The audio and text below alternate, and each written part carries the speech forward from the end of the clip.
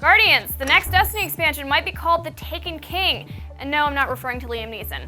NeoGAF user Kafimbo spotted that Bungie applied for a trademark for The Taken King, which bears a logo that looks something associated to the Hive. Speculation is the king is Oryx, who's the father of the Dark Below's Crota. Now, while nothing is set in stone, this leads to the question of whether The Taken King is the new name for the rumored Comet release for Destiny supposedly happening later this year. Without Dinklebot to whisper the secret in our ear, we want to know what you guys think in the comments below. Sony will surprisingly not be hosting a press conference at Gamescom this year, opting instead to present at Paris Games Week later in 2015. Sony said, "We're delighted to announce that we will be hosting an international media briefing at Paris Games Week on the 27th of October. With the changes this year of E3 taking place a week later and Gamescom taking place earlier, we feel that both PlayStation and the wider industry would benefit from a major news milestone later in the year during the most important period for gaming." So this is a bummer about Gamescom, but exciting about Paris Games Week, though we really should focus on E3 first, people. Electronic Arts is hoping millions of you will go to Tashi Station to pick up Star Wars Battlefront. The game publisher is projecting to sell 9 to 10 million copies of the sci-fi shooter on PC, PlayStation 4, and Xbox One. EA CFO Blake Jorgensen said during a quarterly investor call, "We certainly hope we can leverage a lot of the hype. We're thinking about Battlefront sales projections as two bookends. One bookend is the historical Battlefront, which did roughly 9 million units. The other bookend is our first-person shooter franchise Battlefield, which typically does around 15 million units. Good to know."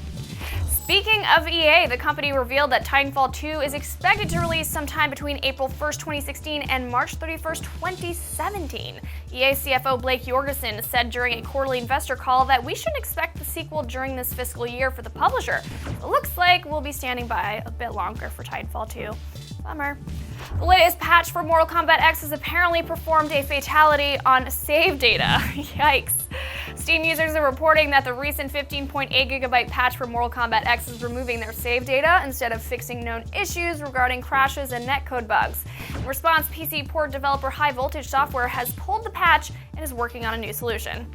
Virtual reality becoming reality for the larger population just got real. Oculus has announced that the company will start shipping a consumer version of the Oculus Rift headset in early 2016, with pre-orders opening later this year. The consumer model of the VR headset is based off the Crescent Bay prototype with updated ergonomics and a tweaked industrial design.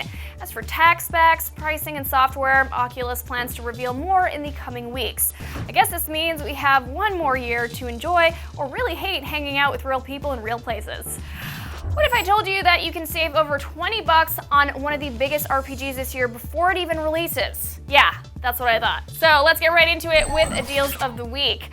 By Geralt's growing beard, Green Man Gaming is offering The Witcher 3 Wild Hunt on PC for only $39 by pre-ordering the fantasy RPG.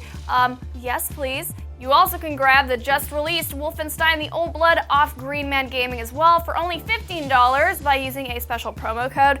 So save some money and then slaughter some Nazis.